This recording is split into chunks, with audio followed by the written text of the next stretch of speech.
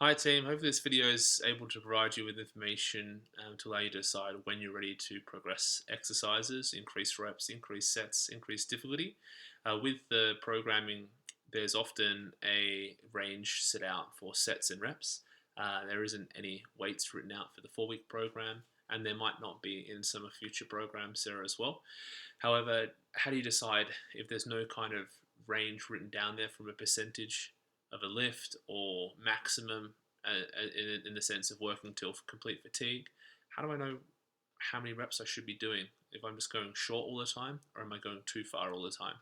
So the best way to do this is to take that first few exercises, and if you're not used to any of the movements, just take the smaller option for the first set. Get an idea of how you're performing these exercises, how well you look in your technique, or how confident you feel in your technique and performing these exercises when you get to the later reps of that set. So if we had something like the stationary lunge with the foot elevated, we've got 3 to 4 sets as an option. So not much range difference there if you were to do 3 or 4, and then 8 to 12 reps as a choice there. So say I was performing the first set of the front foot elevated lunges, and I went through 8 on one leg and then 8 on the other leg. I found it challenging. I didn't feel a deterioration in my lunge technique, but I felt like I could definitely do a few more of those reps without it deteriorating too much. Then I definitely bump myself up towards that 10 or 12 rep range and see how I go across the next 2 sets. If I start to deteriorate quite a bit by the 3rd set and am unable to maintain my techniques safely throughout that final set, then that's where I'd cut it.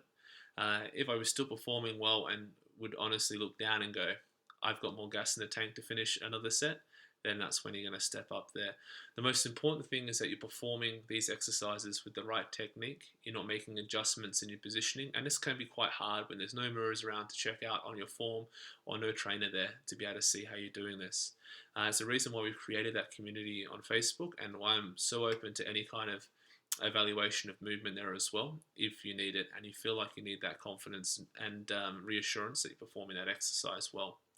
Otherwise, you progress through these movements, and as the program moves through the weeks, it'll incrementally increase in difficulty, so there will be less options for those lower rep ranges, or there may be a bit more of a difficult exercise. So if you even go through the first 4 weeks and you've chosen the lower end of the sets and reps for each of the options, then come week 4, when you finish the last week, it doesn't mean that you have to finish all your exercise routines. Start back on week 1 there again, this time choosing the higher rep range, the higher set range, and challenge yourself to try and perform those exercises again, but now just with a bit more volume there.